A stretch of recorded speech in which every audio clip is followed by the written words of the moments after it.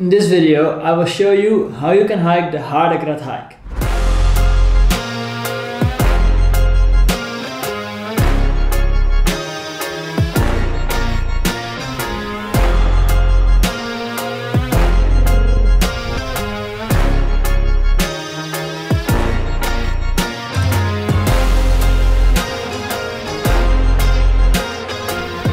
The Hardergrat is a hike between Interlaken and Brienz. It's a 35-kilometer hike which leads you all the way over this ridgeline. It's not just any ordinary hike because it's quite a high and steep ridge. The hike is located near Lauterbrunnen and near Grindelwald, and you can start either in Interlaken or in Brienz, which are both located in Switzerland. So the first thing you have to consider is where to start. You can start either in Interlaken or in the town of Brienz, both located at the Brienzergrat. My first time I started from Brienz and second time I started from Interlaken, and I'll try to explain the differences to you, because both have some upsides and some downsides. Why would you start in Interlaken? Well, the highest point of the trek is located near Brienz. So that means from Interlaken you don't have to climb all the way up in the beginning. You have to climb about 700 meters until you can really start the hike, instead of 1200 meters until you can start the hike. Also, it's very easy to reach, and there's one specific part of the trail which is a bit sketchy, which is called the Tannhorn. And from Interlaken, the Tannhorn climb is a bit easier. So why would you start from Brienz? Well, you get the highest part at the beginning, so you're done with climbing, and from then on, when you're still fresh-ish, you can mainly descend. You still have a lot of high climbs, but in total you're descending more than you will be climbing. And the other way, you're still always climbing a little bit more all the way to the highest point. The part from Interlaken, you start in the forest. So that means if you have to wake up very early and you start very early, you're starting in the forest, it doesn't really benefit you. But if you start from Brienz and you can finish in the forest, that's nice. Then you can finally have some shade, because there's no shade on the ridge itself. No shade, no water. So that makes a big difference. So Interlaken, Brienz, both are fine, but from Interlaken the start of the climb is a bit easier and the sketchiest part feels less scary, in my opinion. Brienz is nice because you are descending more than you are ascending, but the Tannhorn part is a bit more sketchy. But how do you get to the village of Interlaken and Brienz? Interlaken is very easily reachable with the train. Of course, you can take a car and park at Interlaken Oost. Here. You can park at Interlaken Oost and start your hike here. If you want to go to Brienz, it's also very easy, and you can just take the train from Interlaken to Brienz. This is also how you can get back to your car if you're going there by car. If you start at Interlaken, finish at Brienz, you just take the train back to Interlaken, or the other way around. If you start at Brienz and finish at Interlaken, you can just take the train to Brienz.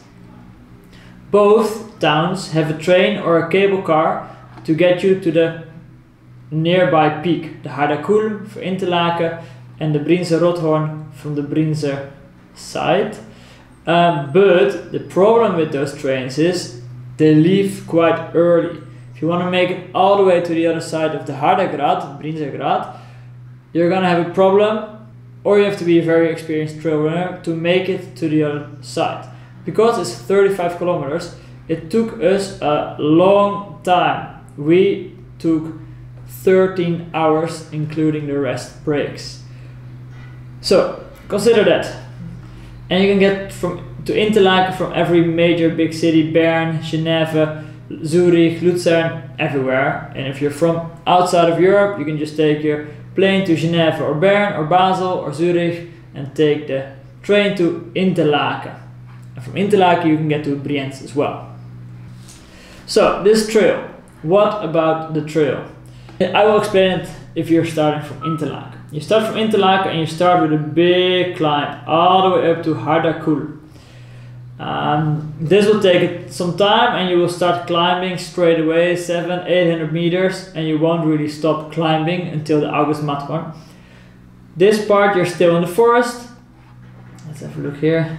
You're still in the forest and you're just gradually climbing. From Hardergrat it gets a bit easier in the forest and you're just climbing a little bit with some flatter parts, and you can really start to see the ridge line from the start. From then you climb all the way to the August Matterhorn, and this is a very famous and popular place to go, so you won't be there alone. Most people drop down here, but you will continue from there because you will follow the ridge a lot further, climb and descend, climb and descend, climb and descend a lot. After a while you will reach the Tannhorn, and the descent from the Tannhorn, if you're going to Brienz, is the one which I was a bit afraid of and is the most sketchy part, I would say.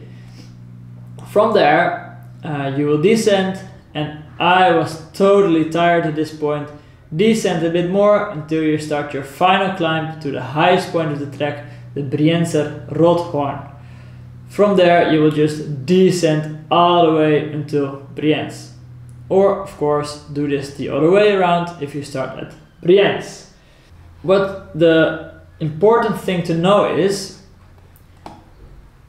of course, you will try to complete the whole trek, but if you don't manage to complete it all the way, and for example say you're tired at the August Matterhorn after 13 kilometers, you can go back a little bit and descend from there.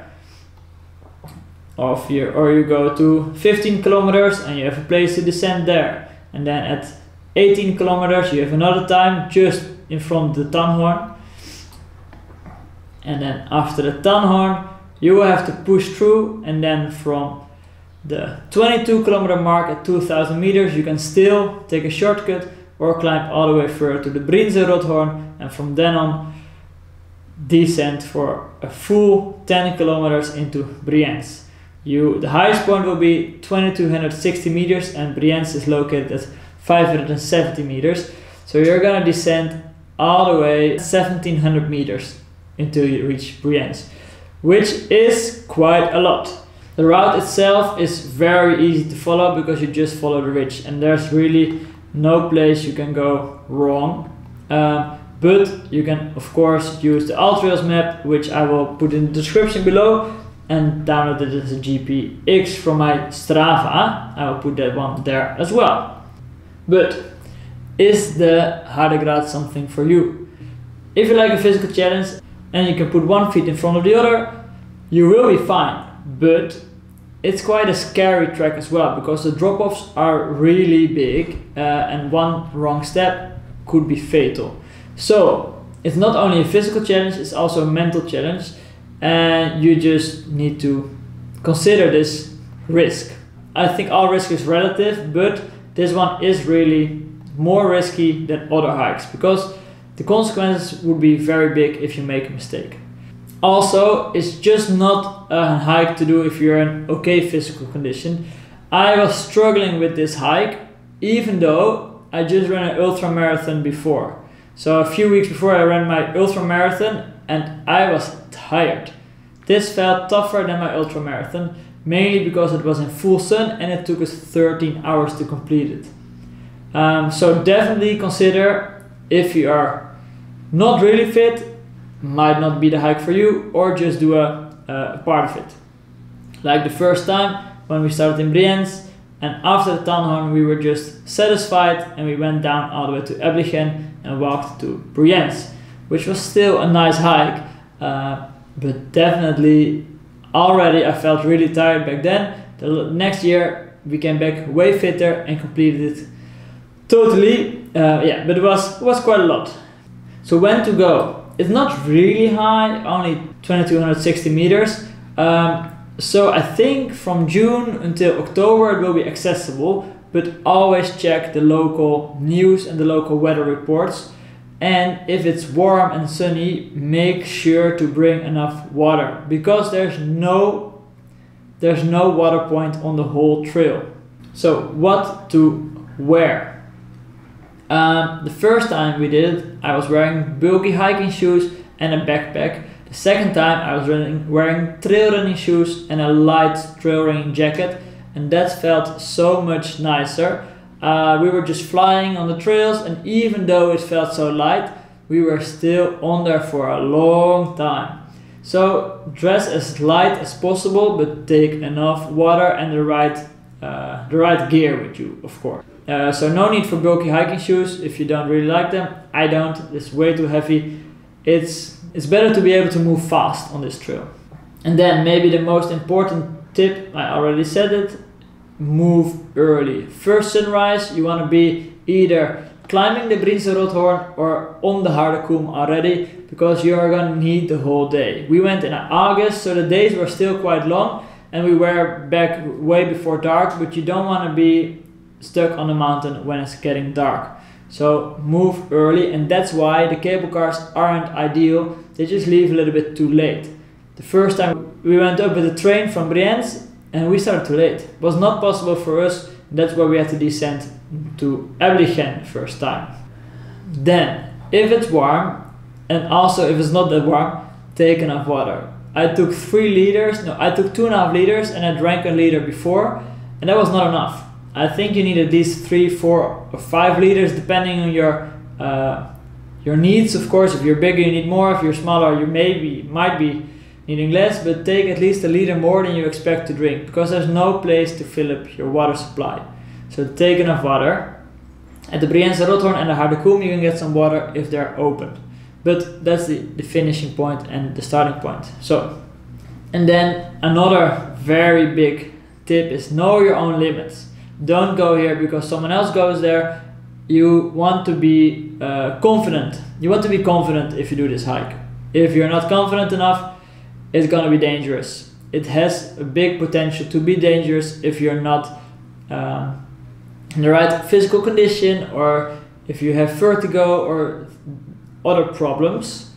Only go here if you're feeling comfortable yourself, and then you can hike this beautiful ridgeline, which is truly a special one, being so scary, tough and beautiful at the same time.